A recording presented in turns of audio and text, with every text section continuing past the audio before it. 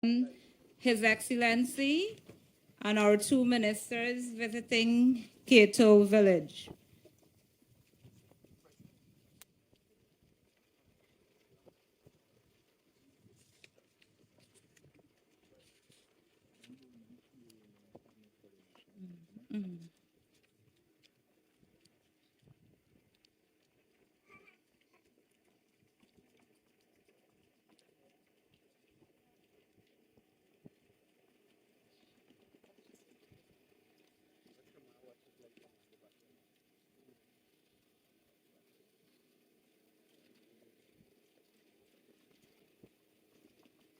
Thank you very much. Please remain standing for the national anthem.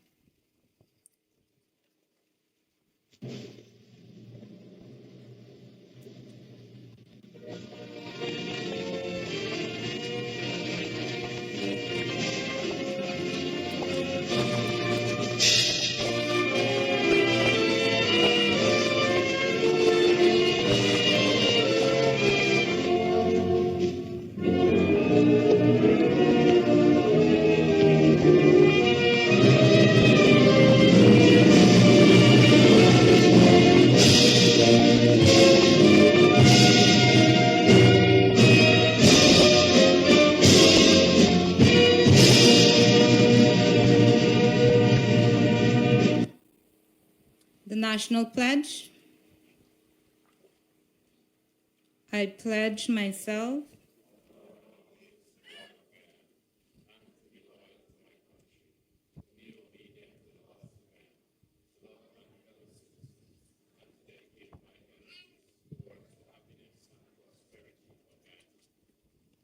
Please remain standing as I invite Sister Ruby Rodriguez to lead us in a word of prayer.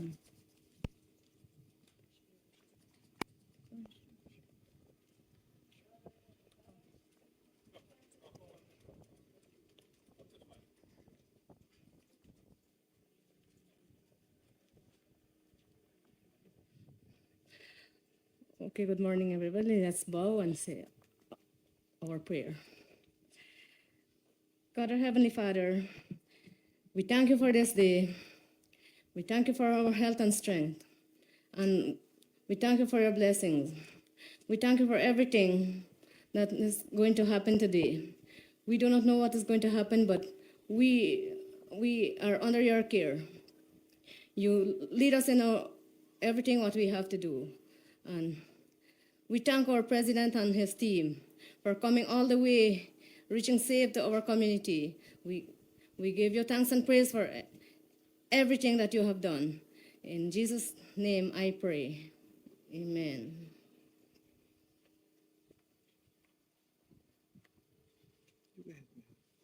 You may take your seats.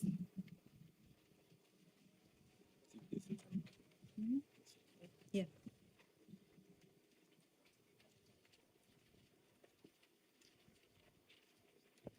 His Excellency Dr. Mohammed Irfan Ali, Minister of Health Honorable Dr. Frank Anthony, Minister of Amerindian Affairs Honorable Pauline Sukai, the Permanent Secretary, Health Permanent Secretary, Ministry of Amerindian Affairs, the Regional Chairman, the REO Region 8 and Region 9, Tusha of Kato and the neighboring communities, visiting teams from the Ministry of Health and the Ministry of Amerindian Affairs, residents, visitors, a pleasant morning to you all.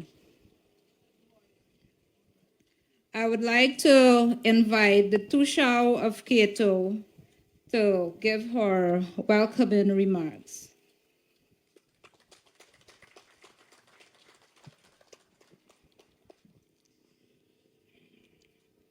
His Excellency Dr. Irfan Ali, Honorable Minister of Health Dr. Frank Anthony, Honorable Minister of Army Affairs Pauline Sukai, other esteemed guests, residents of Kato, good morning and welcome. It is with great honor and joy that we gather here today to extend a warm welcome to our esteemed President, His Excellency Dr. Irfan Ali. Your presence in our small, vibrant community signifies a deep commitment to the development and well-being of our region. And we are truly grateful for the dedication.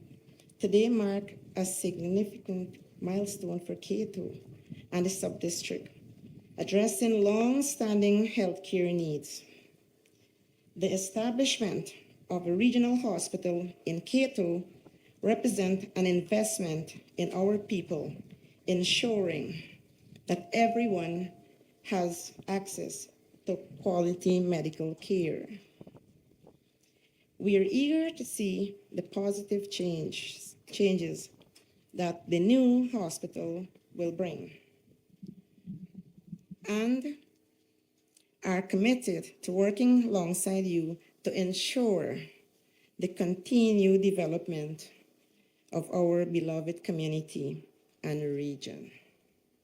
Once again, we welcome you, Mr. President, to Kato. We hope you have a fruitful and enjoyable visit.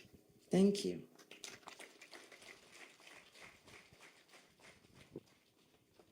Thank you very much, Tushao Kato.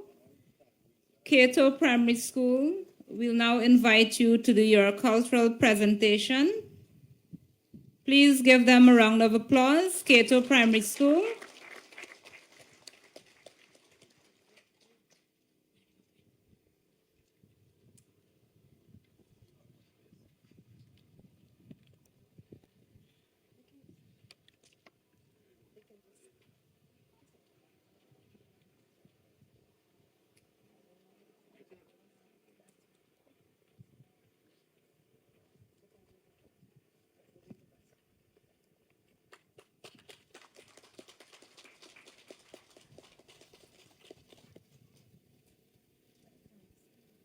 Los Reyes del Swing.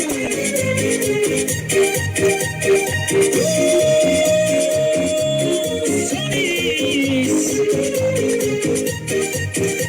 Manu, Kato, Yavichi, Benotope. Manu, Kato, Yavichi, Benotope. Sepe, utondope, kachiriendope. Amai pasepe, utondope, kachiriendope.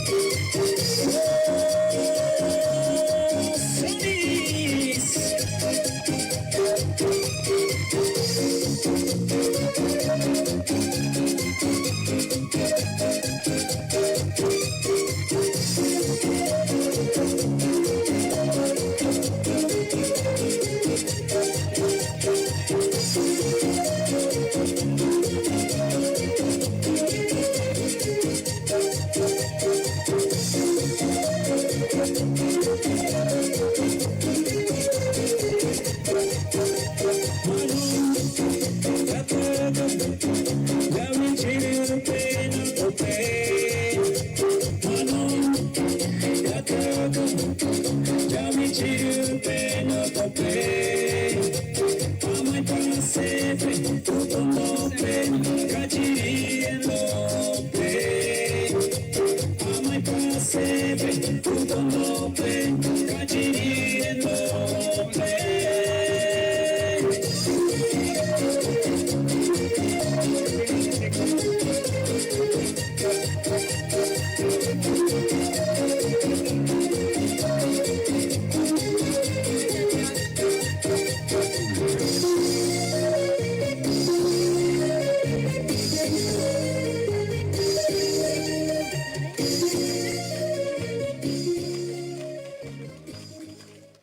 Thank you very much, girls. I think they deserve a bigger round of applause. Come on.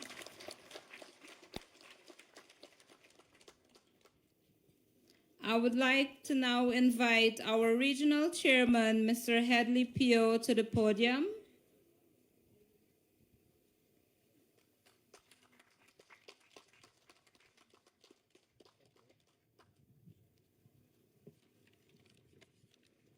Thank you, Boss of Ceremony. Good morning, all. Kato, good morning. I'm not hearing you. Parmakitai, Bamboo Creek, Taruka. I'm not hearing you. I'm not getting the energy here. Good morning once again. Okay, thank you. His Excellency, Honorable President of the Cooperative Republic of Guyana, Mr. Dr. Mohamed Irfan Ali, Honorable Minister, Dr. Frank Anthony, Minister of Health, Honorable Minister Pauline Sukai, Minister of American Affairs, special invitees, government officials, residents of Kato and surrounding villages. I am delighted to welcome you to this special occasion. Today, I extend to the Honorable President, Dr. Mohamed Irfan Ali, and team a warm welcome to the mountainous Pacaraima district. We are gathered here to witness the turning of sod for the construction of a state-of-the-art hospital in Kato, another big and important achievement in our region. With a grateful heart, we thank the government led by Dr. Mohamed Irfan Ali and Cabinet for the development we are experiencing in our region. And may I remind you that these developments are not only taking place in our region, but throughout our country. Honorable President, Dr. Irfan Ali, you showed the world that your desire is that all Guyanese have a proper health care facility regardless where they are located in the country.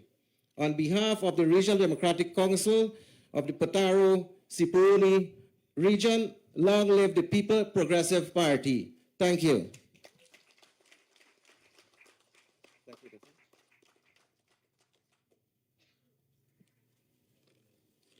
Thank you very much, Regional Chair.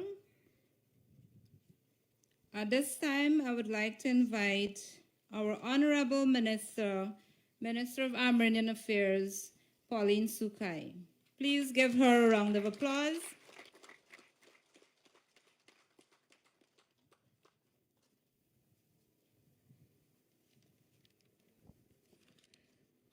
Thank you, A. Ariel, our chairperson for today's event, a very important event.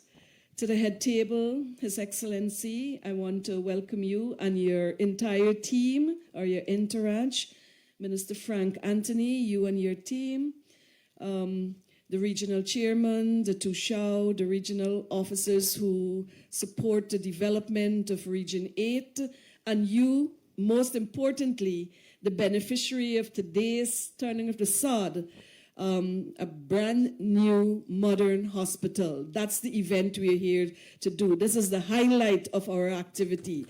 So, as the speaker before me has already noted, our government, the People's Progressive Party civic government, continues to break the ceiling, to work outside the commitment they have made in our manifesto in all sectors. We've seen it in health, education, infrastructure. We've seen it in tourism, agriculture, and you name it. all across the country, our government has been increasing investment, expanding benefits, and making impactful projects and programs that are helpful to the betterment of the entire country. And that speaks to the policy and the philosophy of our president, who has moved a one people, one nation, one destiny motto to one where he wants to make sure that that motto translates into action under what we call the One Guyana, where everyone will benefit from the resources and the revenues of this country, and no one will be left behind. So it translates smoothly into that, and we need the cooperation of everyone. We need the cooperation of every region, Region 1, Region 2, Region 3, Region 4, Region 5, Region 6, Region 7, and of course, Region 8, 9, and 10. If we all unite towards providing the contribution to our country's development, Guyana will not only be the fastest growing economy, but it will be the country that has transformed and transitioned the fastest as it relates to a modern, beautiful country where our people can enjoy what Guyana has to offer us through our own hard work and contribution. With respect to Amerindian affairs, many of you would know the history of our people. We were the first people who arrived in this beautiful country. We continue to have priority attention placed on us and our development and our identity and culture from the People's Progressive Party civic government. I want to remind all of us that our country has so much credit that we sometimes forget to tell our story, and we allow others to want to overtake the narrative which we should be promoting. It is Guyana, a small country, that first appointed a minister of Amerindian Affairs and established a Ministry of Amerindian Affairs to ensure that our first people, that the priority in development, ensure that we engage them, we consult them, and that they benefit from the government, which in 1992 was the victorious party which established the People's Progressive Party civic government. It is our country and our government that also ensure that their identity and culture was not lost. Even though we are integrating, even though we are working together, we wanted to make sure that the ethnic group, the Amerindians, that their identity was respected, that we would make it significant for them to find their place, their space in our country. And we did that.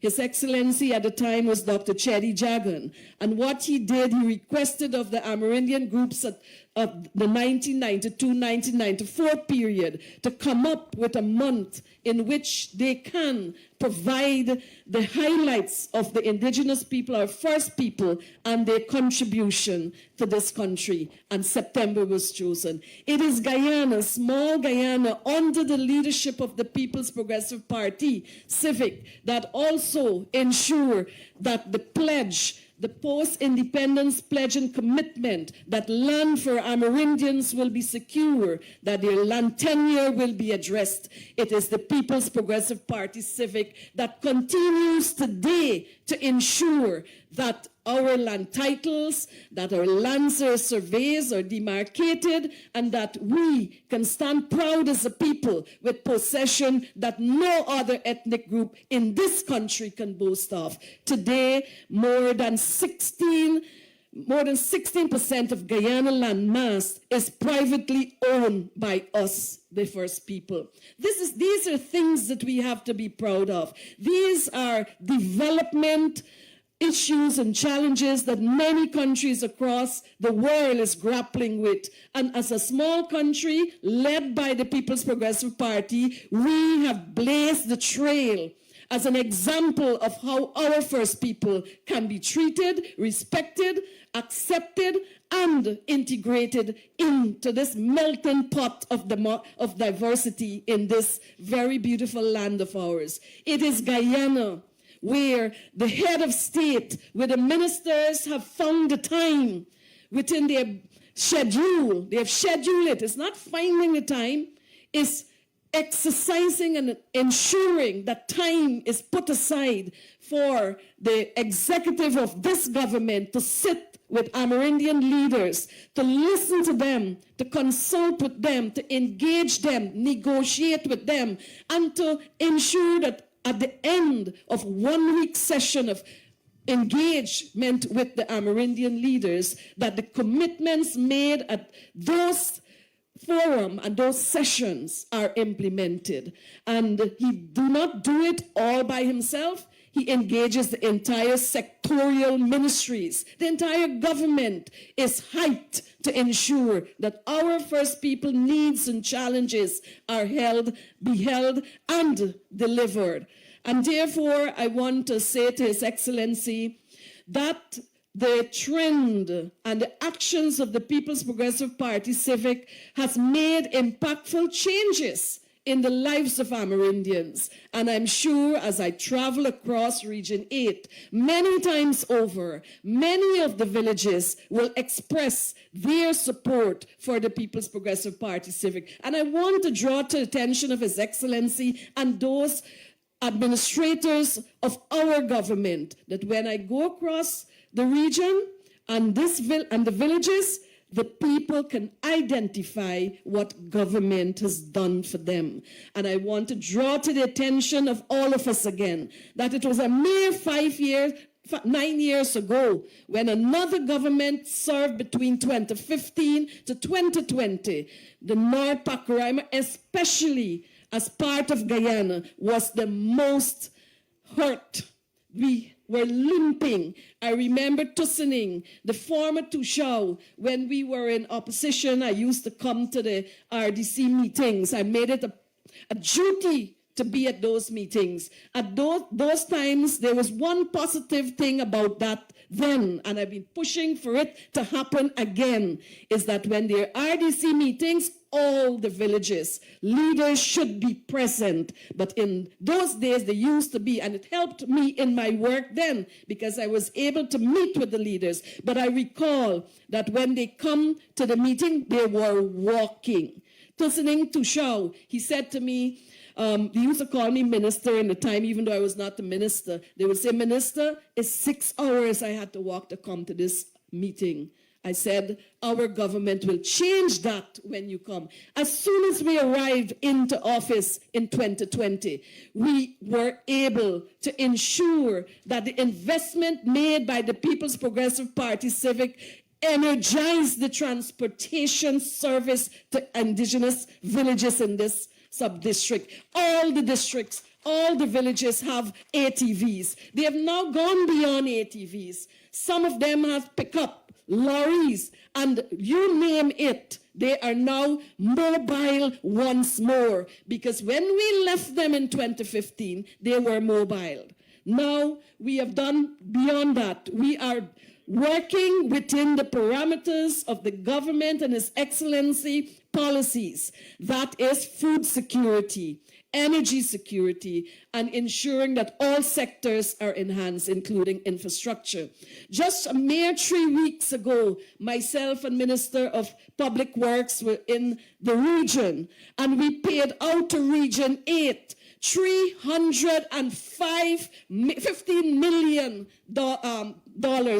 $315 million just for road maintenance by the villages. Community participation. And I must say that I have hinted to His Excellency and to all other ministers that when you follow the road maintenance work put out by the people of the North Pacoima, there's no machinery matching it. Last night we traveled to Trail because I wanted to also look at what they were doing within the last 3 weeks with the monies that we paid out.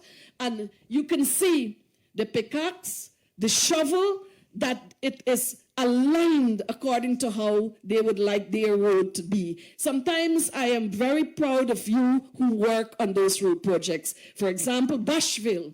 When Bashville is working, it's the young men, the young women, the old women, the able-bodied men. Everyone goes out, a whole drove of them every day, because the road is important for them to receive goods and even services when the airlines can't be working as frequently. We know that doesn't happen here very frequently. The road is the critical link to their lifestyle. And so you have done well. In fact, we would like to ensure that our government provide the best health care. And you may already know from various speeches that we've made over the period in many villages that our government has been investing in telemedicine in the hinterland, in the most remote parts of our country, to ensure that we close the gap. The gaps cannot be closed immediately. We have to work. We have to put the effort in as a government. And I want to applaud Dr. Frank Anthony also, because in the last announcement last year, it was 16 telemedicine, and now it's what, 26? 53 telemedicine facilities that are scattered across our hinterland, supporting the healthcare service to Amerindians. And this is what any government who is sitting in the seat at the leadership of any country must ensure that they deliver on their promises. And our government has, as the president usually says, that we have gone beyond the manifesto promises. In terms of youth, I barely mentioned while we were talking in an engagement with the youth earlier, before we started the session, that the CSO was a destroyed program. They failed to continue a very good initiative as soon as we came back. That was a commitment made by the party, the People's Progressive Party Civic, in its campaign, that we will reestablish the CSOs. More than 1,756 CSOs were dismissed under the APNU AFC. Today, we have 2,700 CSO back on the job. They are supporting community and village development. In fact, I sometimes caution the village councils that don't allow our CSO to only be cleaning gangs, but they are expected to support the schools, the health centers, be rangers in those areas that are mining, the forestry, the environment, enhancing of the environment, in culture, in sports, etc. I am very pleased that we have stood to our commitment over the last 4 years to introduce the training component of the CSOs. And we've done that. We've trained many young CSOs in garment construction, tourism, which is one of the key pillars of our economy that is being promoted by our government. When everything leaves us, the gold and the diamonds and the extractive industry begin to wither away, it is the sustainable sectors like tourism and agriculture that needs to be harnessed now and to make stable so that we can have a prosperous future. And so tourism in this area have been supported. In fact, in Koh Phangan, they have discovered, I wouldn't say discovered, they have known it, but the Ministry of Amerindian Affairs, and by extension, the government of Guyana, has invested resources to make that falls popular. Today, it is hitting the international touristic environment, and many people are asking about it. Tarsi, she is a regional council. She's heading the tourism venture. We have given her the youths, the ATV. We have given them finances to enhance the environment, to clean up, to put cabins. This year, they are going to start the rebuilding of a guest house. And so it is a package. It's product development Currently, it's in its raw stage. So the product development, which is a tourism product development, can be replicated, is being replicated across Guyana, not only in the hinterland communities, but the tourism ministry is focusing also in the hinterland as it relates to tourism. So we have a lot of work to do from the government side to support people's initiative, community initiative, and we have to engage them in that. This is a small country with big dreams by a president who is demonstrating every day that he is a man of the people. He walks the walks and he talks the talk. In fact, he reminds us in cabinet that I hardly sleep. I sleep less than 3 hours a day.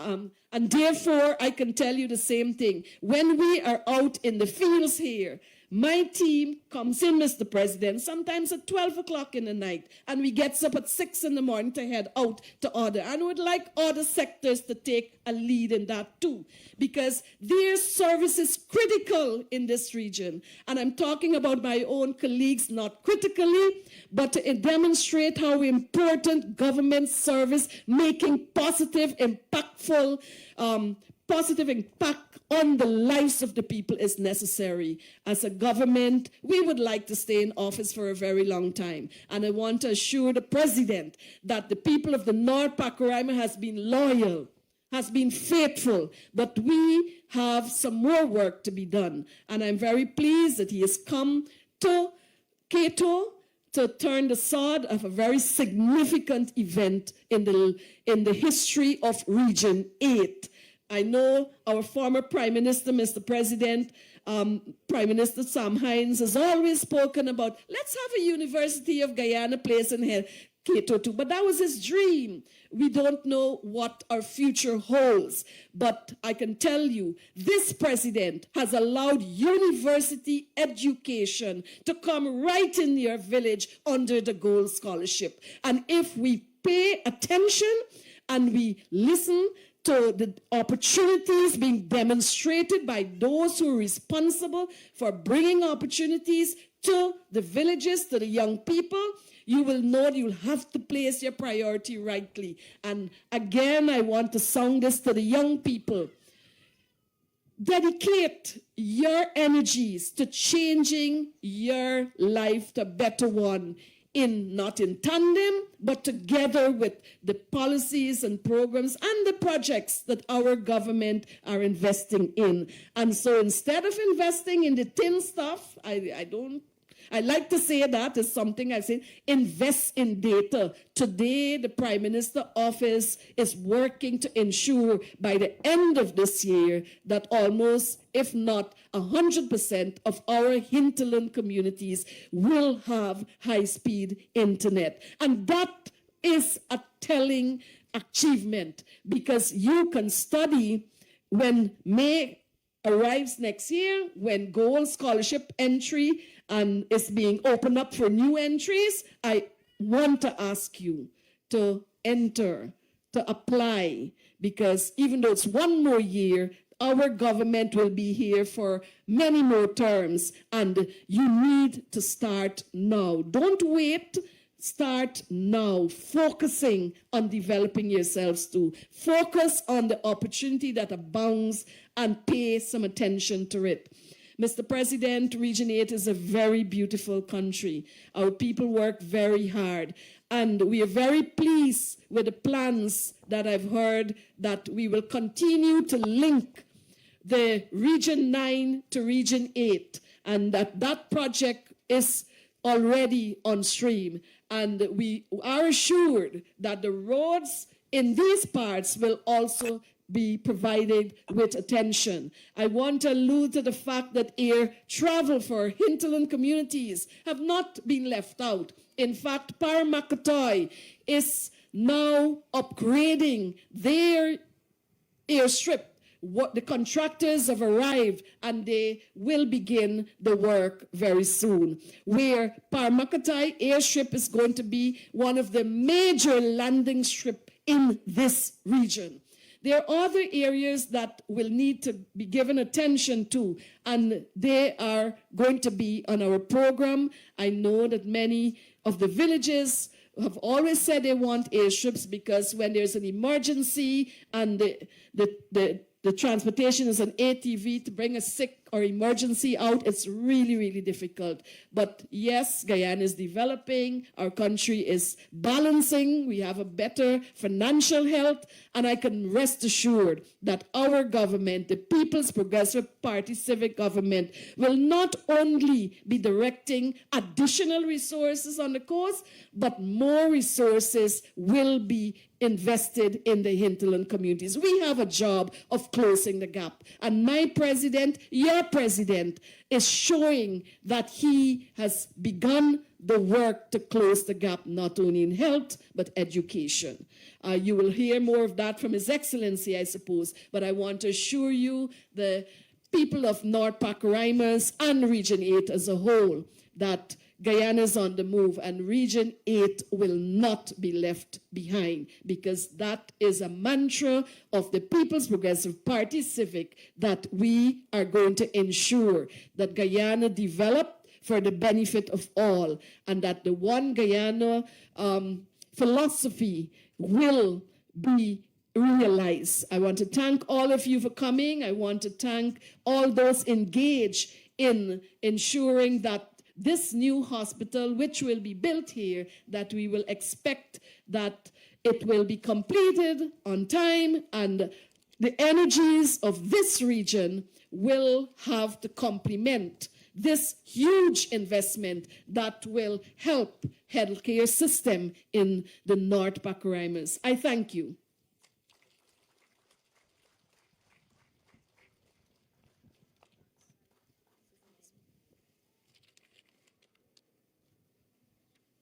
Thank you very much, Minister Pauline Sukai.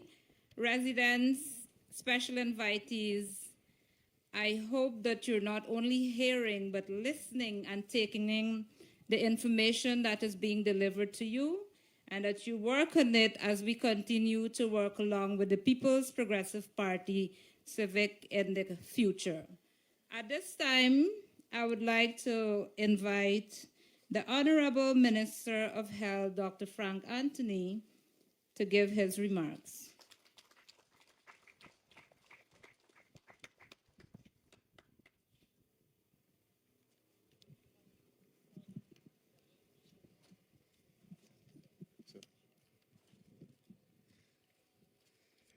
Thank you very much, Daisy. His Excellency Dr. Mohammed Irfan Ali, President of our country, my colleague, Minister Sukai, Chairman of this region, Tushao of Kato, the REO of the region, and all the regional officials who are here, and of course, more importantly, the residents of Kato and the surrounding communities. I'm extremely happy to be with you this morning, because this is really a historic moment, not just for your community, but for all of Guyana. Today, we are going to be part of making history, but also transforming what health looks like in this region. So I want to give yourself a big round of applause.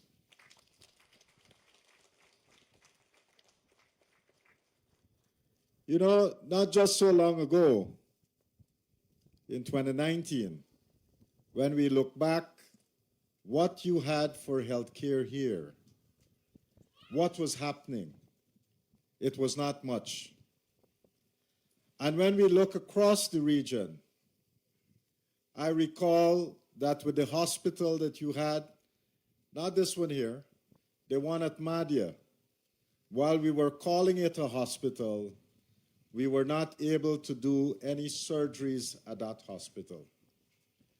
So I'm not sure how we can say that it's a hospital if it was only doing primary healthcare services, basically outpatient clinics.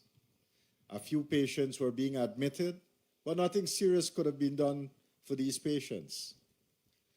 And then think about just a couple of years after, that we were able, for the first time in the history of this region, we were able to put in an operating theater at Madhya.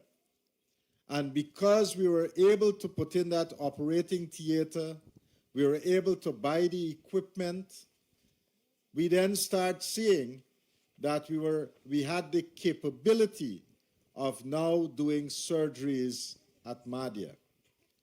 And over the last year or so, we have been able to do about 46 surgeries for people who are living in Madhya and the surrounding communities. And that have saved them a lot of money, traveling to Georgetown, staying out there, with some relative going with them. It would save them a lot of money. So 46 surgeries were done over the last year since this operating theater has been in place. We have also been able now to offer what we call diagnostic services, meaning that people who had to get an ultrasound, that we are able now to do it in that regional hospital. And for the first time, we also have an upgraded laboratory. So blood tests and other things that we needed to do, we were able to do it at the hospital. Before that, we had to send these samples out to Georgetown, and then they would run the tests in Georgetown and try to send back the results to the doctors in the region. And of course, that took a lot of time. So the investments that we have made in that regional hospital is paying off. And I just want you to think about this, because in 2019 and in the years prior to 2019 up to 2015, not much investment was made in this region in the healthcare sector. The last government used to talk a lot, the APNU AFC government. They like to come into communities. They used to promise people all kinds of things. And I recall the then President Granger used to say to people that they want to have equity, but they were only talking about equity. They never implemented programs that can bring equity. And let me give you an example. Before 2019, and between 2015 and 2019, what did they actually did for health in this region? Not much. And when we came in 2020, we started during those COVID years to start making investments in health. And for the last half of 2020, we were able to put in at least $22.7 million for the region. And then in 2021, we increased that to $72 million for the health sector in this region. By 2022, we increased that even further to $90 million in this region. And then in 2023, we added $365.6 million for this region. And these are monies that came directly from the Ministry of Health centrally to the region. And then this year, 2024, we gave from the central ministry to the region $508 million. This did not include the monies that were put in the regional budget for health. That is how much money we have invested in this region. And you might say, well, okay, y'all putting in all this money, what it is that we are getting for this money. And let's take what we have been doing in 2024.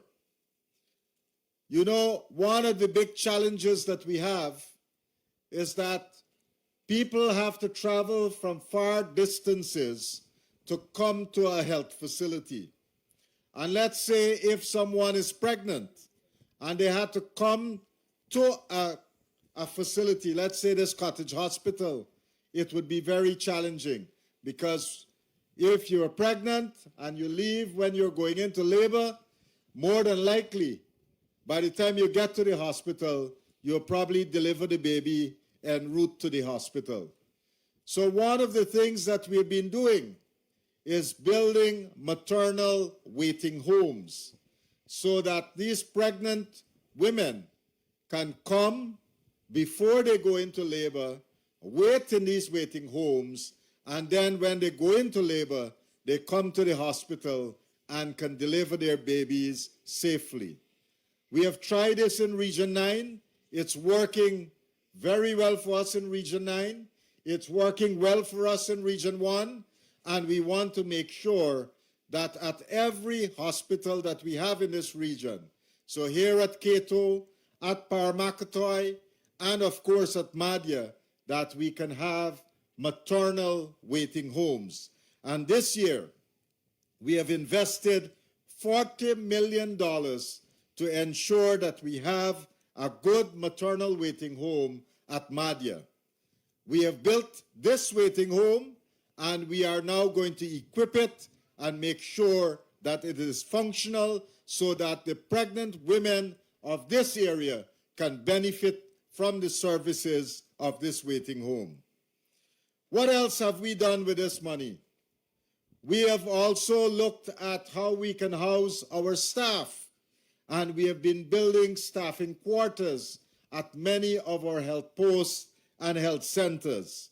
So we have staffing quarters now that we have done at Maikwak. We have spent $13.5 million at Maikwak for staffing quarters. And at Madhya, we have spent $14 million for one set of staffing quarters that are away from the hospital and another set that are in around the airport area. We spent another $5 million. So in all, for staffing quarters in Madhya, for this year, we would have spent $19 million. What about other things? Upgrading of health posts and so forth. At Kuribrung, we have spent $13.5 million upgrading the health post there so that people can have better facilities when they come to the health posts. We have done the same for Brian Sucre Junction. Our health post is now operational because we have improved it. We have done the same for Itabak. We have done some improvement there, spending $4 million. And we know, because yesterday we were in that community, and one of the things that they have requested is for us to upgrade them, moving them from a health post now into a health center. And His Excellency, the President, has agreed for us to do this extension, to move that facility from a health post into a health center. So let's give the President a big round of applause for agreeing to do this.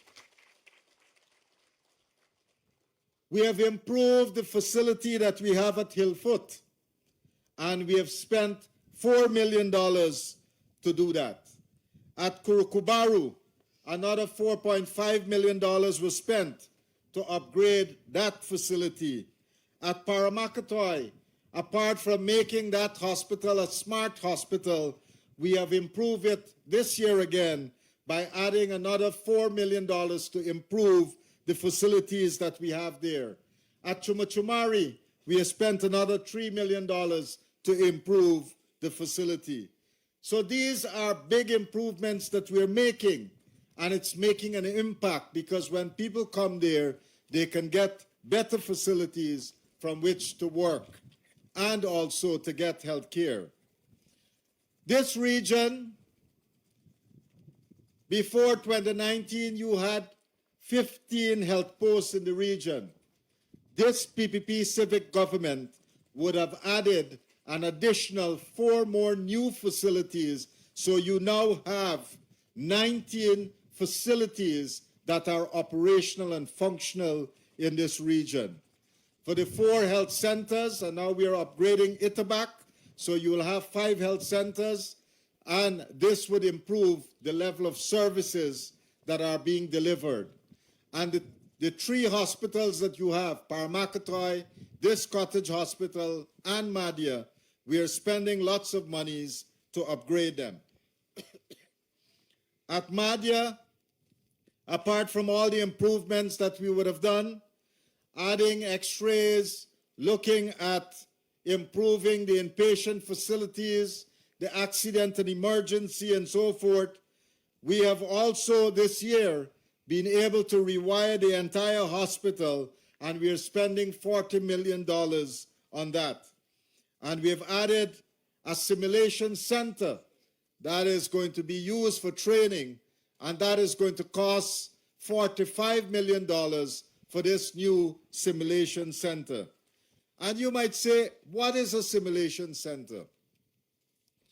But because now we want to do a lot of training for nurses and health assistants, that by doing the online training, when they finish the online component, then we bring them in to these simulation centers so that they can have the practical experience.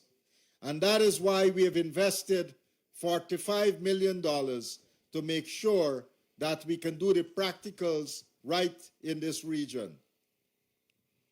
Now, one of the decisions that this government has taken is that at our primary healthcare facilities, we want to ensure that at each one of our primary healthcare facilities, we can deliver at least 119 different interventions. And that's a lot of interventions. But in some cases, our community health workers are not trained to do all of them. So that is why we have introduced telemedicine into the region. And while we have currently 53 sites across the country, in this region alone, we have 11 telemedicine sites. And you have, it's not only used for us to do teleconsultation, where the community health worker can call up a doctor and have a consultation with that doctor so that they can improve the care for that patient. But we can now use this telemedicine operation.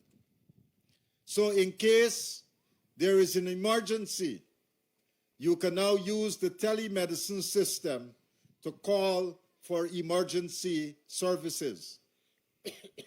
In many cases, if you want to have a medevac, in the past it was challenging because sometimes you can't make radio contact with the people in Georgetown to organize the medevac. But with this telehealth system, it is more reliable. Why is it more reliable? Because you can come to the facilities where we have telemedicine, and when they start up the system, it is using Starlink. So you go up, the message is relayed to a satellite, and then that's downloaded in Georgetown, and it is more reliable. And so you can talk to that person instantaneously, and they would be able to arrange a medevac if that is necessary. So that's another way in which we have been using this telemedicine system. But more importantly, we are using this telemedicine system to train people. And in your region, we want to train a lot of persons. Here in this area, in Kato, you have a telemedicine system that is at the Kato Hospital. But it's underutilized because we want more people from this community to join our register nursing program. You only have a few people who have joined. We want you to come and join the register nursing program. Why is that important? When this hospital is completed, we'll have jobs for many, many persons. and we don't want to import those persons and bring them in here. What we want to do is utilize persons who are living here and in the surrounding areas. So in preparing for that, we can use this telemedicine site and we can teach you over the internet how to be a nurse. So you can come here, this hospital can be converted part-time into a school where you can come and you can get training on the internet because you can connect here on the internet and we'll train you. All the modules for that registered nursing program is online. All you have to do is register now. We'll give you a stipend while you are in training. And when you complete training, you will have a job with the government of Guyana.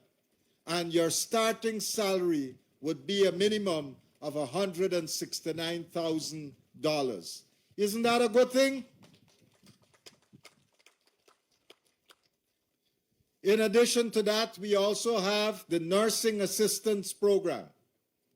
And again, this is a shorter program for 1 year, so we want more people to be involved in this program. We also have the Community Health Workers Program. And this program, you'll have to come in, we'll teach you for 6 months, and then we'll supervise you for the additional 6 months in your community. But again, you'll be working in your community and delivering health services for your community. While we have been doing that, over the last couple of years, between 2020 to 2024, we have been working and training people, but we haven't been able to train enough. But just earlier this year, I was in this region, and we went to Madhya, and we graduated 34 community health workers that are now back in the community and serving people in those respective community. And I was able to meet one of them when we went to Itabak. And when the new health center that would be opening up not far from Itabak, they were telling me that while they were able to train one, they want to have other people trained, and we are willing to train those persons as well. And I'm sure in the surrounding villages here that you would like persons to be trained. So what we want is for you to identify those persons, and we'll ensure that they're well trained. We have trained 8 midwives for this region, but that is not enough. We want to train many more, and I think we have space to train at least 20 more midwives for this region. So as you identify people, we'll work with you to make sure that they get training. We have trained so far 5 medexes, and they have come back to the region. But we want more people to be trained from this region as medexes, because when they are in a far-flung community, they would be able to offer the services to the people there. So identify your young people, and I would make sure that they have a space on the MEDEX program so that, you know, they can come back and serve you.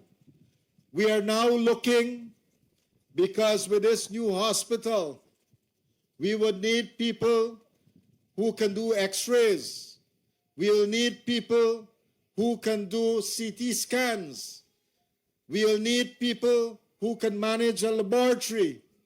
And we will want those persons to come from you.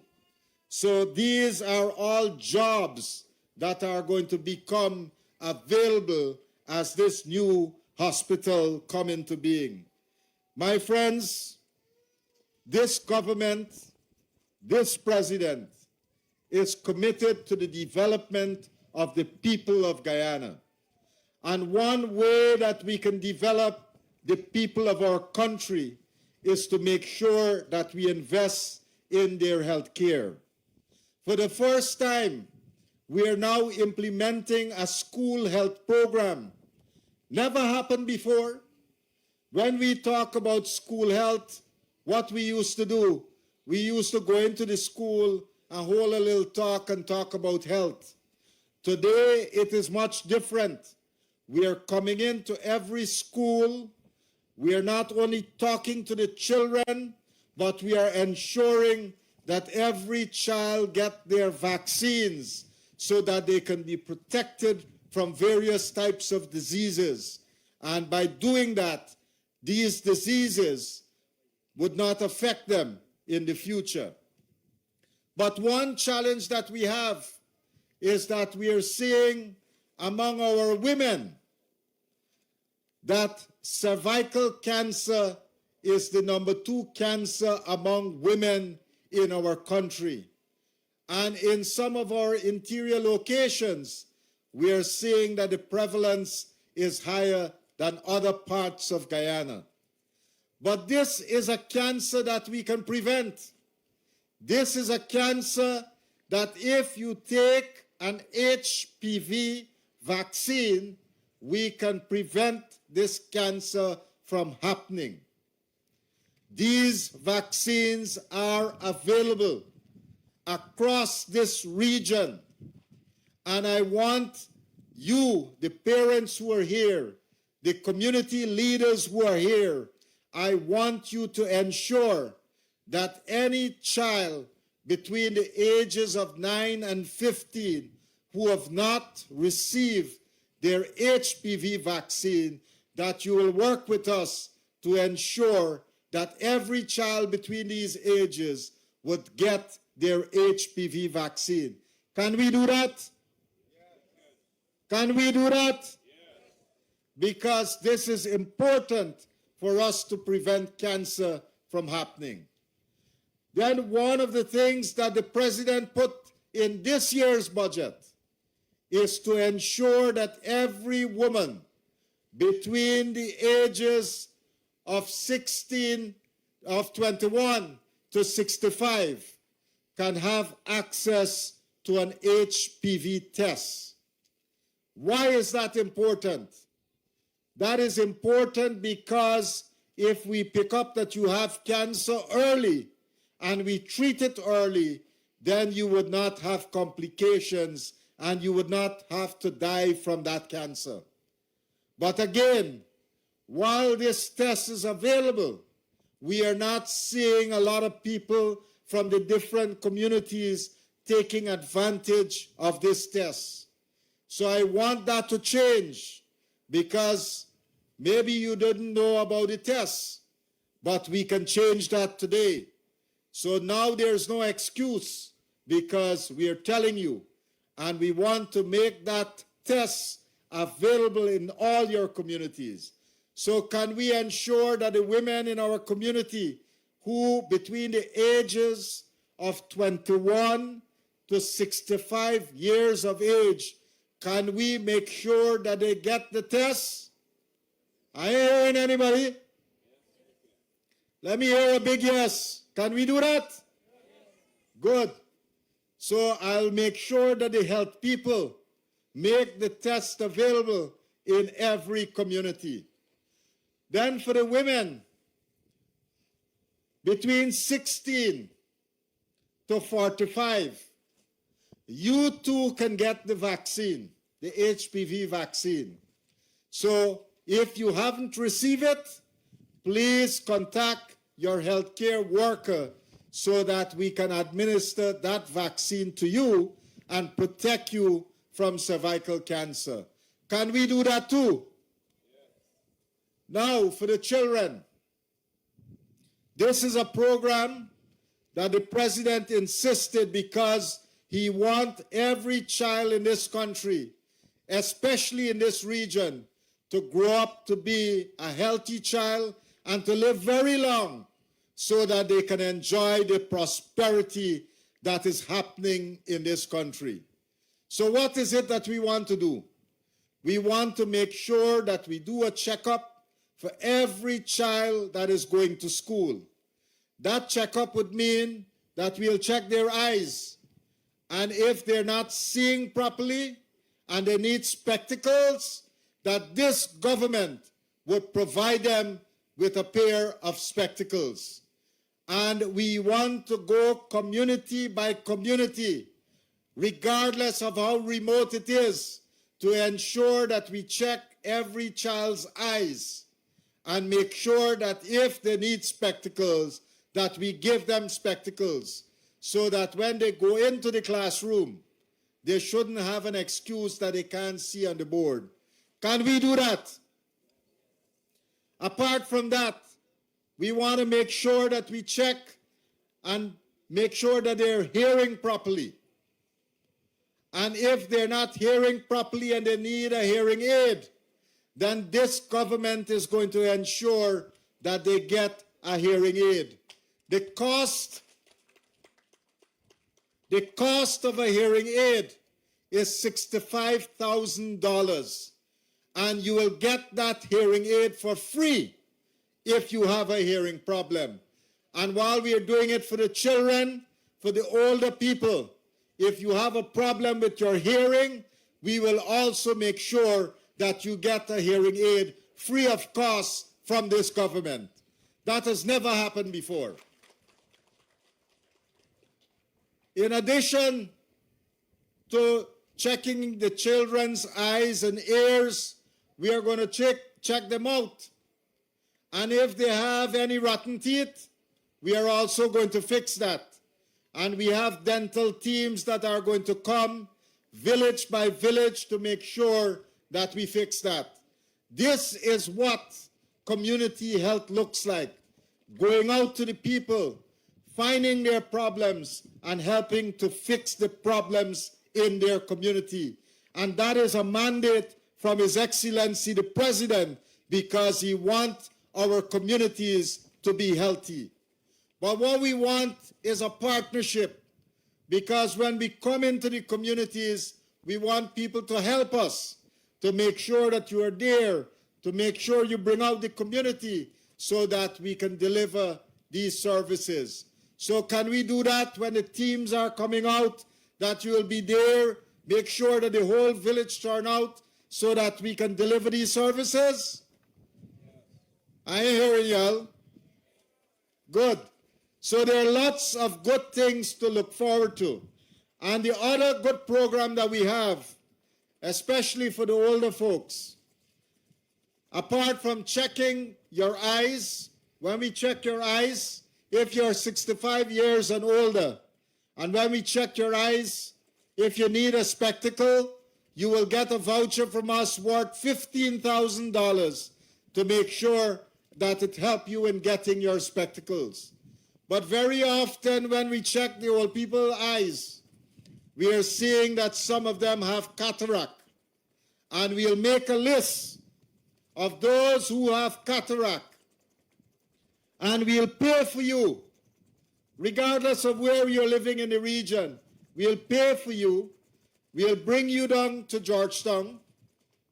And we'll make sure that you get your surgery done for your cataract. And once you're okay and you're seeing well, we'll bring you back to your village. And very often, that takes less than a week for us to bring you out, take care of you, make sure you have your surgery, and then bring you back to your village. So please, if you know of any old person that got cataract, let us help them. This can be a nice Christmas gift for them so that they can see good for Christmas. Can we do that? So there are many good things that we have been working on. Many good things to improve health in the region. Many of these programs have never been done before, and we are doing it for the first time because the President has made these resources available in the budget, and that is why we are able to reach out. So please take the opportunity, because they were never there. Take the opportunity. Make sure your children can be trained. There are lots of training programs. Make sure that all these programs that we are talking about, where you can come and access it, please come out and take, access these programs, because they're there for you. They're there for the people of this country. So my friends, today, as I said, is a historic day for all of us. It's a day for us to celebrate celebrate all the achievements that we have accomplished together, not only in health, but in education and in so many other areas. And there are many more to come. Let's celebrate the achievements, but let's look forward to that bright future as we work together with this PPP civic government, with this president, to make that future even brighter. Thank you very much.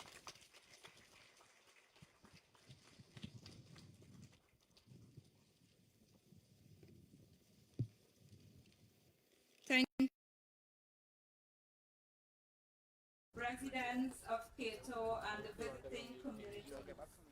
You're listening to all the services that the government is providing, which you are gaining from, and I hope you continue to work along with the People Progressive Party.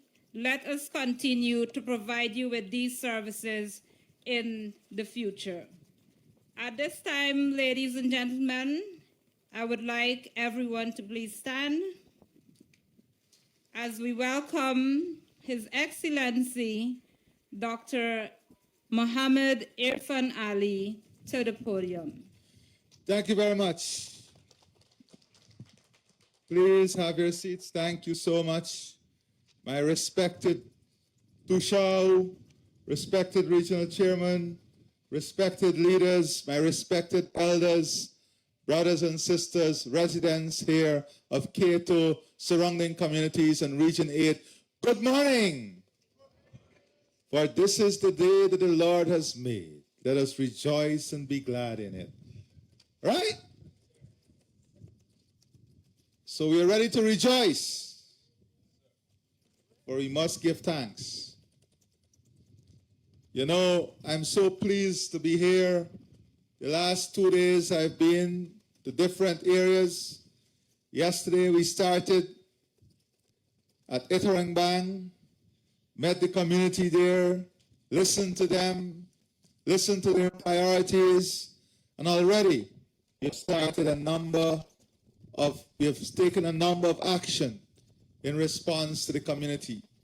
Then we went to Itabak, met with the community, listened to them, listened to their concerns, listened to how pleased and happy they are for the development that is taking place. And again, we are unleashing a new series of development based on our feedback.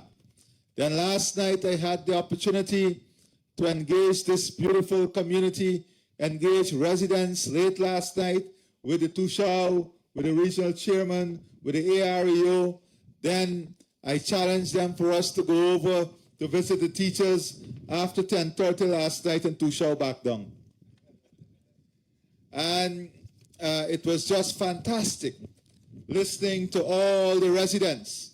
And last night, a number of areas were raised. Today, this morning, we met with the young people and we decided that we're going to do a multi-purpose tarmac, and the people in this community, the young people, are going to build that tarmac themselves. We decided last night that we wanted to expand the water system, and we're going to give 140 tanks to the 140 families that lives here in Kato. We decided last night that we're going to connect the spring directly to the school so that the secondary school can have water coming down from the spring. We decided last night, talking to the young people, and this morning, that the contractor who will be building the hospital will engage 60 of them directly to work permanently on that project, and that the subcontractors also will come from this region. Last night, as we walked and as we talked, and we walked and we met with residents, we also listened to other key areas of priority. And this morning, we met with the young people. And I said to Frank, all those who have the 5-subject CXC that want to do the nursing program, let us enroll them now. Let them do the nursing program, and they will be working in this hospital. The nursing assistant program, the community health worker program, let us enroll them now. And also, on the men on mission, we have Lieutenant Colonel Edgel and Major Simpson, who will be working with the young people who have a some secondary education and want to serve in the Army, we're going to enroll you and train you so that you can serve in the Army. And those who want to do the cadet program, we are also going to enroll you in the cadet program. So the last over 30 hours, we have been working with people in every single community. I am so pleased here, and I want to acknowledge the presence of a number of young leaders who will be working. The regional chairman, the Tushao,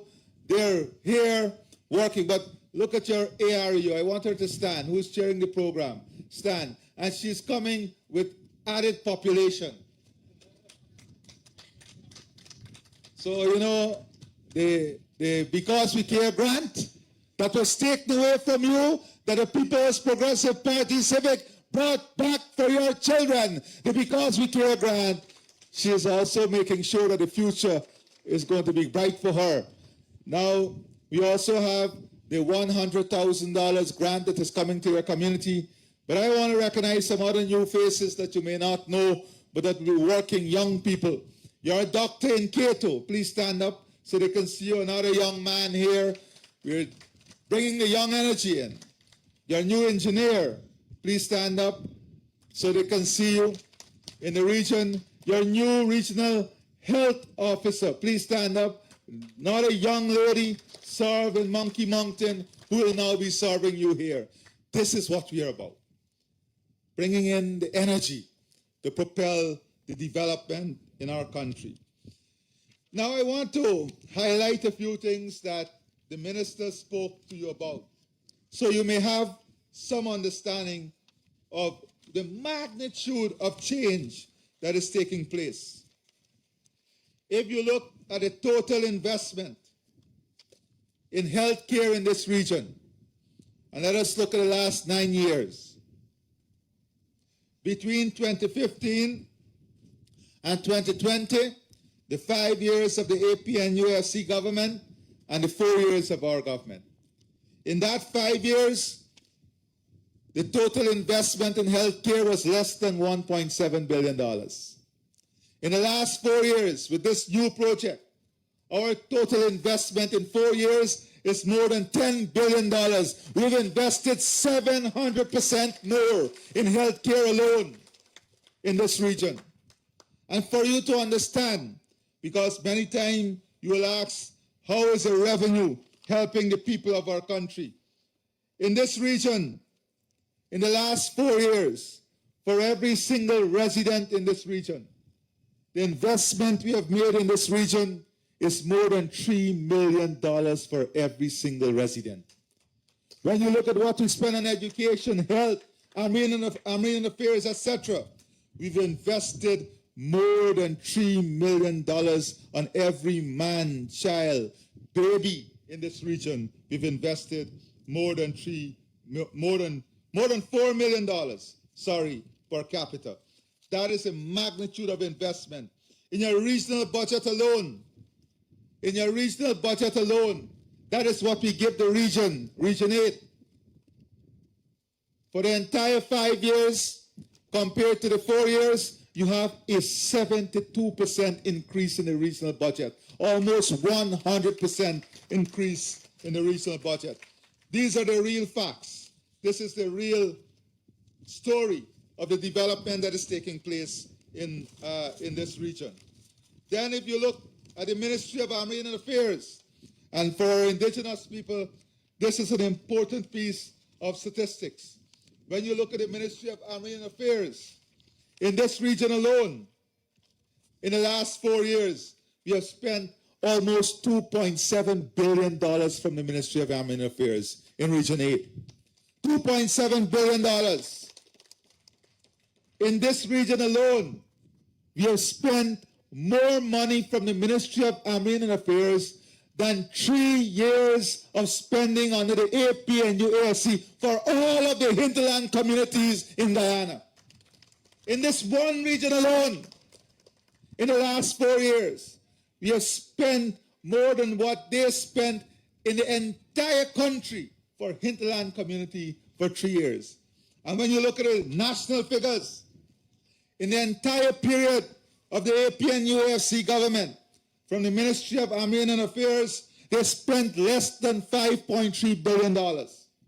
In the last 4 years alone, we have spent $27 billion from the Ministry of Armenian Affairs alone in hinterland communities, more than 500% more.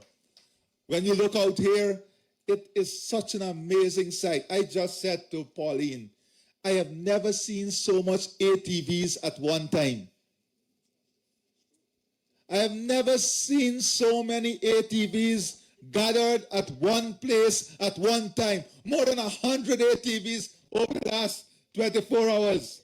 This is a sign of development. It's a sign of progress. It's a sign of advancement and a sign of prosperity. And I applaud you. I want you to applaud yourself for this type of development that is taking place. So I wanted to give some context to the numbers. And let me say to my dear Tushao, last night we were going to cook very late, but the young people had an experience in Kato. At 1 this morning, I heard some of them were looking for extra short to put on because the AC was on high. Some of them I saw went to sleep with raincoat on. They had a good welcome to Kato. And Tushao and I were laughing. I in my short pants and my t-shirt. And Tushao said, "Place hot, man." But I'm happy that the young people had this amazing experience with the beautiful people of Kato. And let me say this, the Tushao said she hoped I have a very fruitful visit. Well, literally and figuratively, the visit was fruitful because she ensured I had a lot of fruits: tangerine, orange, banana, mango, all from Kato. So I had definitely a fruity visit. Now let me say that your hospital here, the Kato Hospital, I just want you to understand what you're getting. Look at this beautiful structure. And it is the same contractor that is doing the modern hospital in Georgetown that has been awarded the contract to do this beautiful facility here in Kato. And what this facility will bring to you is more than 57,000 square foot of hospital space. To give you context, your existing hospital that you have there, this hospital will be 57 times larger. 57 times larger than your existing hospital. So just look at your existing hospital and imagine 57 times larger. That is what this hospital will be. This hospital, this single hospital, this single investment is more than APNU spent for 5 years in Region 8. This one project, listen to me very carefully, this one project here is more than APNU spent, the APNU AFC spent in Region 8 for 5 years. $5.4 billion. Put your hands together to this commitment. Isn't this love? Isn't this care? I am not even telling you about the secondary school to show that we're building on Monkey Mountain. I'm not even talking about that. Just this one project. Or Kopinang. My Kobe. We care. And I want to tell you that we're not going to stop until every single citizen, every single community have equal access and same standard of service for all of you. You deserve the same level and the same standard of service that like anyone else across the country. This new hospital at a cost of almost $6 billion, and I'm not adding the $200 million facility that we just awarded, that will be the most modern quarters for our doctors and nurses. We are building a modern quarter, $200 million for the doctors and nurses who will be serving in this hospital.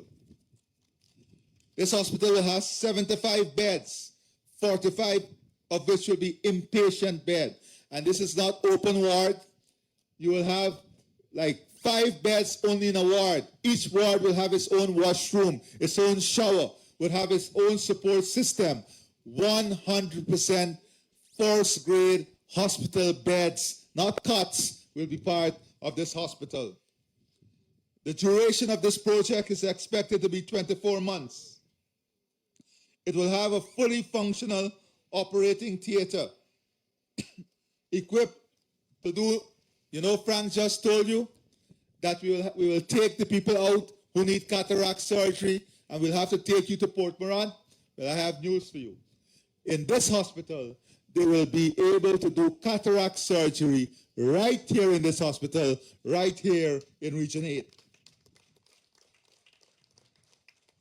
And now, at midnight, we would get the call. We need an emergency medevac to come in because someone who's getting baby needs a C-section.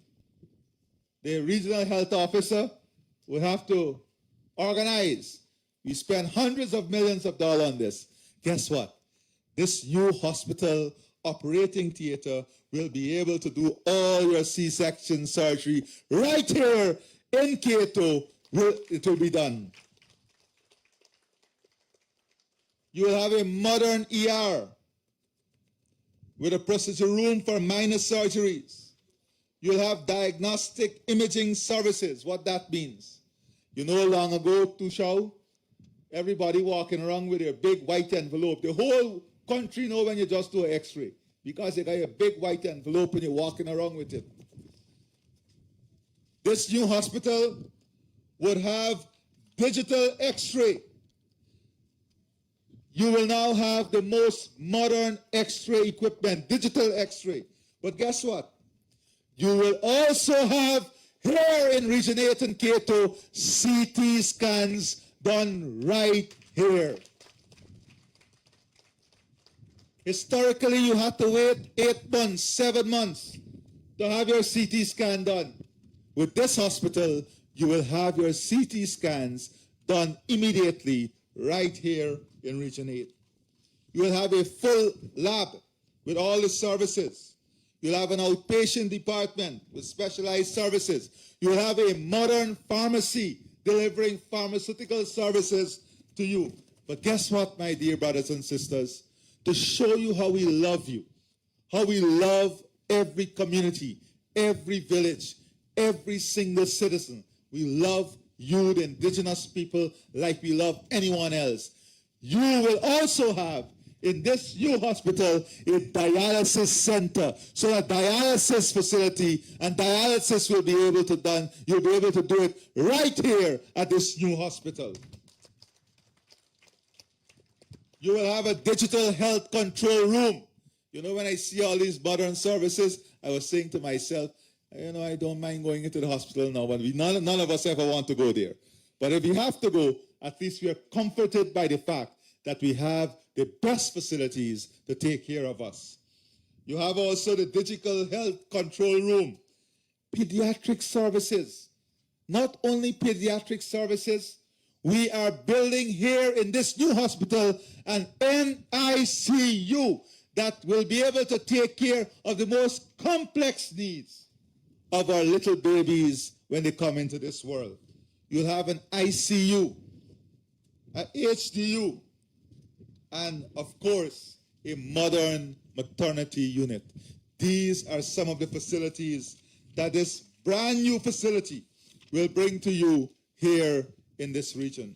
So my dear friends, you have heard it all, but this region is exploding with development.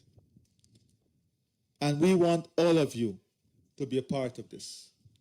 And to ensure that we continue on this journey, we have to ensure that the People's Progressive Party Civic continue to be that party, that government that delivers to you every single day. Every single thing we promise in the manifesto, we have delivered, and we are delivering more than we promised in the manifesto to all of you and all of Region 8. So my dear friends, standing here is indeed an honor and a privilege. The breathtaking scenery of Kato, it is impossible for us not to marvel at the beauty of this region. The towering mountain range, the expansive open areas, the lush greenery, and the tranquility of Kato reminds us of why Guyana is a living and natural paradise. These scenery are an important reminder to us of the beauty we behold, the natural heritage we are blessed with, and the beautiful people we are, representing the beautiful environment that we were gifted with. Kato is not just a place on a map. It is a gem of natural splendor, home to resilient people who embody the spirit of a great nation. Today, as we gather in this beautiful setting, we stand on the cusp of a transformative moment, one that promises to uplift not just Kato, but the entire Region 8.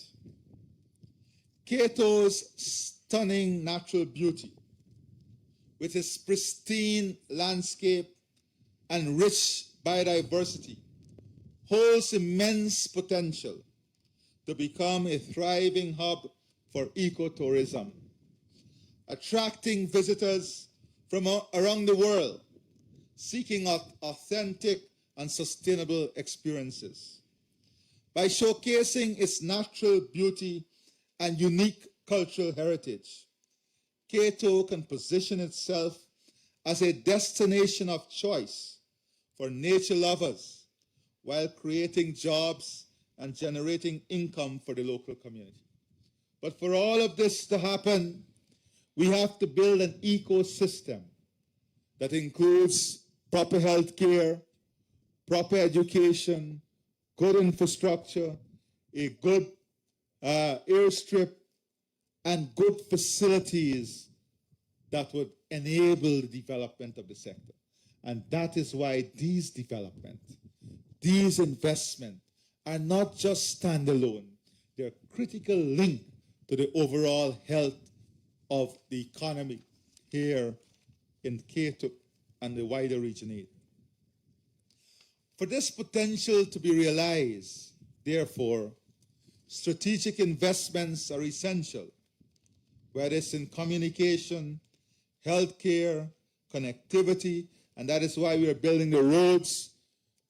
We have just awarded the contract to do the road connecting Region 8 with Region 9, so that you will have a smoother, more efficient connection, and through that road, you'll be connected to the new Linden Lethem Highway that we are building, the more than 42 bridges that are completed, and Carl told me today the good news that the Pirara Bridge is now also completed, so that is an important added investment. At the same time, as we make these investments, they will also boost confidence in the level of service of the region here, Region 8, and all of the communities. The hinterland is the heart of Guyana, home to our indigenous brothers and sisters and communities that have long been the stewards of this land. For too long, these communities have faced challenges that we in the People's Progressive Party Civic have addressed consistently and continuously. Healthcare is not a privilege. It is a fundamental right. The people of Kato and its neighboring communities deserve nothing less than the best. And there are many on the opposition benches who will question investment like this. They ask us, why are you spending so much money on an investment like this when the population is so small? We say to them that for us, regardless of the size, the people who live there, or the location, they are entitled to to the same quality of investment and development like anyone else on the coast or anywhere else. This transition from a modest cottage hospital to a planned state-of-the-art medical facility represent a seismic shift in the way healthcare will be delivered in this region. For decades, the cottage hospital provided basic medical services, important work, but would have undoubtedly saved lives, but was limited in scope and capacity, as Dr. Anthony would have alluded. With the construction of this modern hospital here in Kato, those days of limitations will be over. The Kato Hospital will provide 24-hour high-quality service and care to the people here in Region 8. And not only Region 8, all the other miners and all of those who work within the ecosystem of Region 8. This hospital, as I said, would also have a 24-hour emergency service, emergency room, like any other hospital across the country. So today, as we break ground, we're not just turning the sun, we're turning the page of a new chapter in the story of Kato and the people of Region 8. This hospital symbolizes progress, equality, and hope. It shows what is possible with a genuinely caring government, with an administration that is built on policies that are people-centered, policies that care about the people, care about their future, policies that prioritize the needs of the people over every other need. It tells of a government that is caring and one that is committed to delivering every day to the people of our country. And that is the People's Progressive Party civic government. Today, in your region, we can celebrate many things. Whether it's the billions of dollars that was extracted out of your children's pockets when the last government took away the Because We Care grant that the People's Progressive Party restored, whether it's the increase in pension, whether it's all the different grants that we give, but most of all, we celebrate the ability in which you can all aspire, the young people, the human resource asset, can now all aspire to be the best they can be and the best they want to be right here in Region 8, because we are investing to give them the opportunity to be the best they can be, like any other young Guyanese anywhere else in Guyana. And that, for me, is the most important aspect of the investment we are making, the development of our human capital. So today, my dear brothers and sisters, it is with great honor and pride that I join the team from the Ministry of Health, and I want to applaud the team for putting together this fantastic program. And let me say, this is the first time we have not had to complain about the microphone.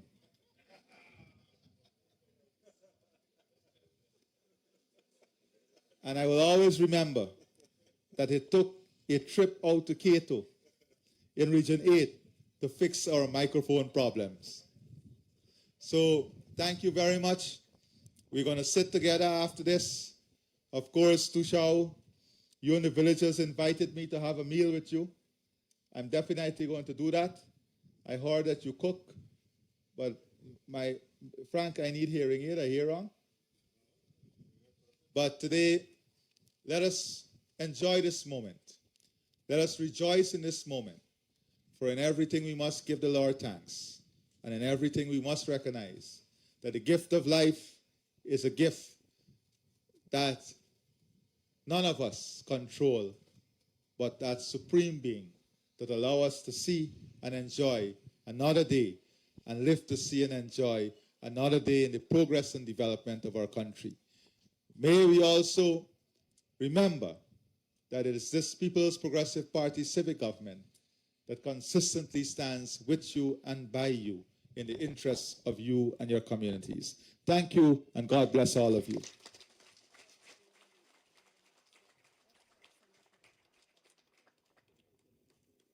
Thank you very much, Mr. President. I will now invite Ms. Sherry Balkaran.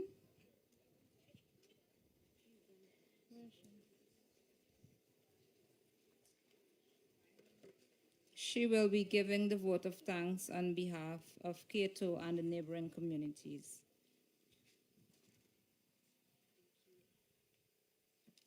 Thank you very much. His Excellency Dr. Irfan Ali, Minister of Amerindian Affairs, Pauline Sukai, none other than Pauline Sukai,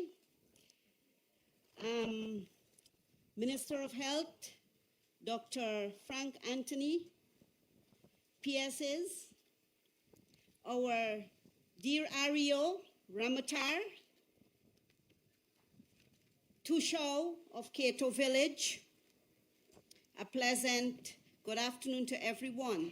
On behalf of more than 9,800 plus persons residing in the North Pakaraimas, the Makushi Nation, we would like to say thank you so much for this great project that the PPP government is embarking on. We're very happy for this project. We are grateful that this will benefit all of us here in the North Pakaraimas. And as the President mentioned, not only the people living in the North, but passers-by. And we are very thankful for that. This is no ordinary hospital, but a hospital that is well equipped. And we're very grateful for that. And this is one of our many dreams. We wanted this so badly that we were internally arguing where this project should be. But at this moment in time, it's not where it is, but what purpose it will be having for our people. We are grateful for this, and we're very thankful. And I would like all of us to clap and say thank you to this government.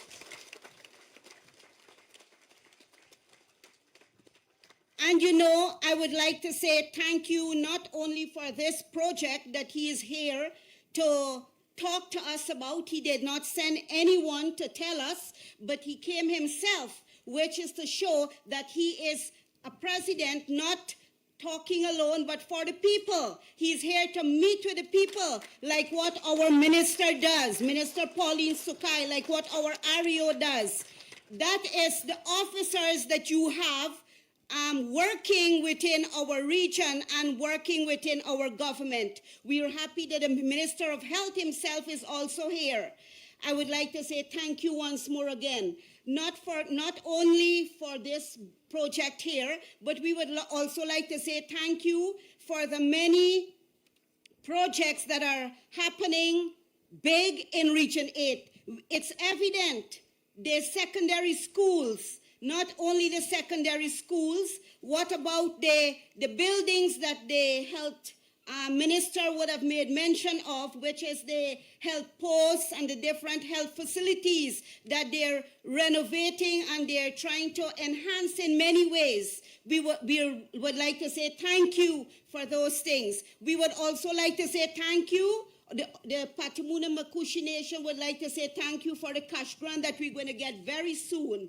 Say, clap your hands. What is wrong with you? Say thank you. You know, and as the president was saying, in everything give thanks. whoever you are, as long as you fall under that criteria, you are eligible for the 100,000. So let's be grateful for that. And I would like to say thank you for the future, because I know good things are going to happen in the future. And not forgetting Paramakatoy. On behalf of the residents, almost approximately 3,000 persons, we are inviting you, Mr. President, to visit our village, because we want you, we need to see you too. You are our father, and we would like to see you in Paramakatoy. So Bamboo Creek, Bashville, and the residents at Paramakatoy, we're inviting you there, and sooner than later, because you went to Itabak, you came here, you went to Monkey, we're happy, yes, but we need you. So in advance, we're saying thank you for his visit. So please clap Paramakatoy people. So on behalf, once more again, the people living in Paramakatoy and all the other villages, thank you so much. Our minister visits us, our REO visits us, but we would like you to visit us. Paramakatoy. Yes. Another thing, I would like to say thank you to Kato Village Council, the Tushaw of Kato. Thank you so much for this great work. It's not an easy task. With your councillors backing you, as well as your hardworking residents, thank you so much to the Kato Village Council. I would like to say thank you to the technical team, the presidential technical team. These people are standing outside, security, the policemen, and whoever, the camera guys, whoever. Thank you so much, because what you're doing, without you, things would not go well. So we are grateful and happy for what you're doing. Continue to be dedicated to your service. Also, to villages that came today, this morning, thank you so much for coming. It means a lot to us. So you're here not just to be part, but you're here to carry back the good news too. Just don't have it with yourself, but go back to your villages and let them know what the president said. I hope you guys took notes.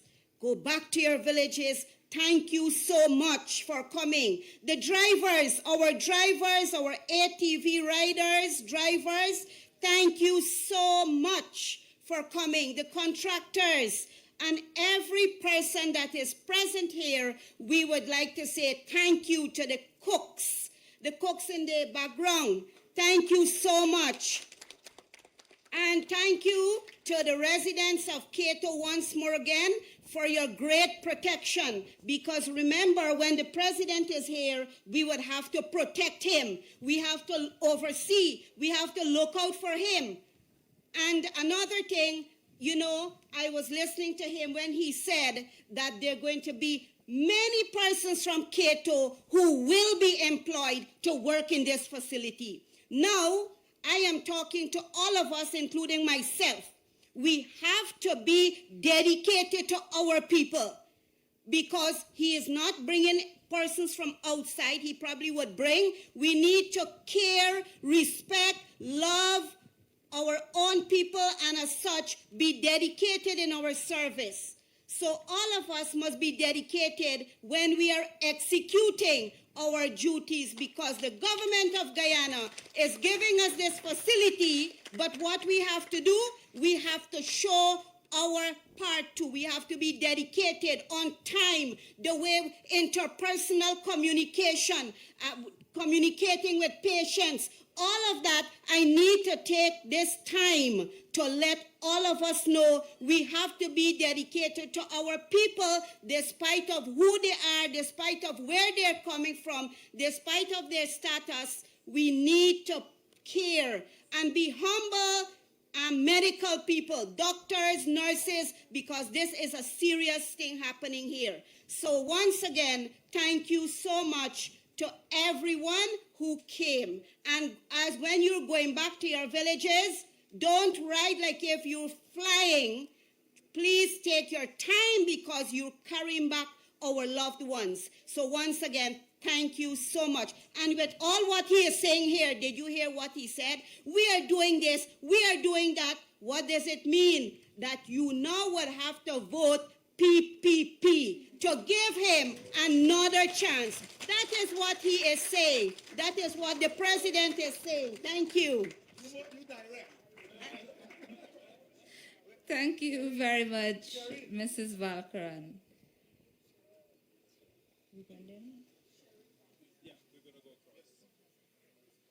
At this time, we're now going to have the turning of the soil.